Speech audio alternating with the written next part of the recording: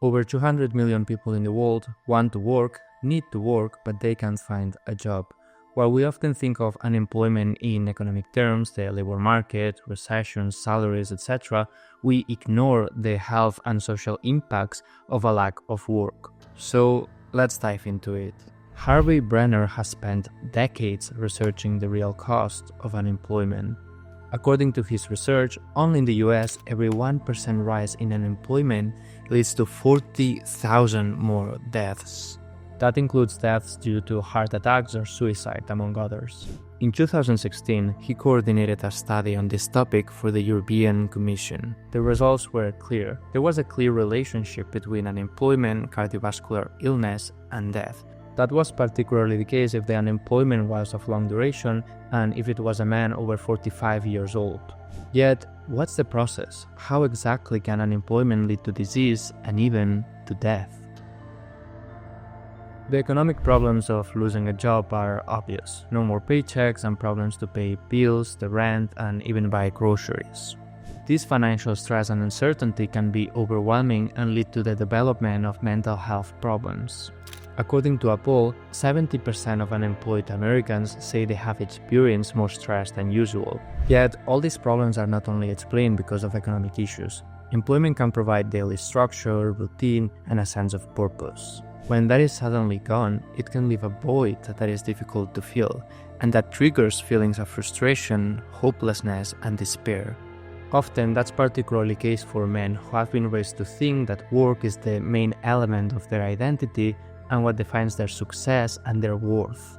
Moreover, looking for a job is tough, especially when it's hard to find one and there's just a lot of rejection and even just no responses. Each failure feels like the reflections of one's lack of worth and abilities.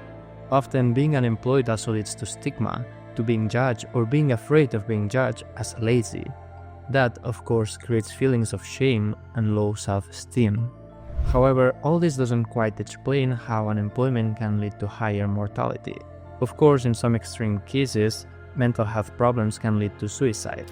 According to the Suicide Prevention Center, unemployed people are more than 16 times as likely to die by suicide as people with jobs. But how unemployment leads, for instance, to heart problems? Let's see the evidence. A weak mental health will lead to weak physical health.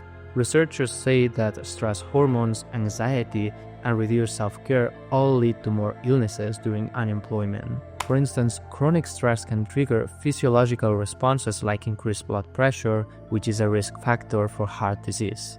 In many cases, unemployment can limit the access to healthcare services, including both preventive care and the treatment of existing conditions. This is particularly the case in countries where healthcare is not a public service. To put another example, depression can lead to a lack of physical activity, unhealthy eating, and also drug and alcohol abuse.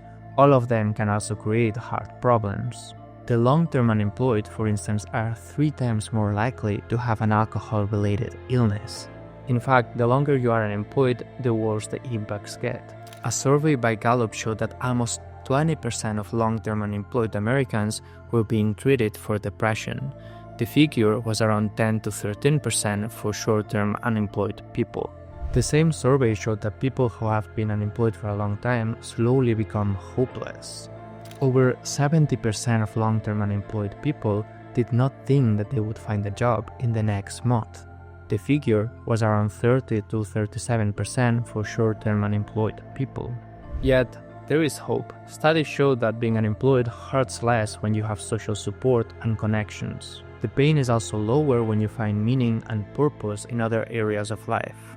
However, in a world where success is defined by work and money, it's hard to remember that at the end of the day, your value as a human is not defined by your employment status.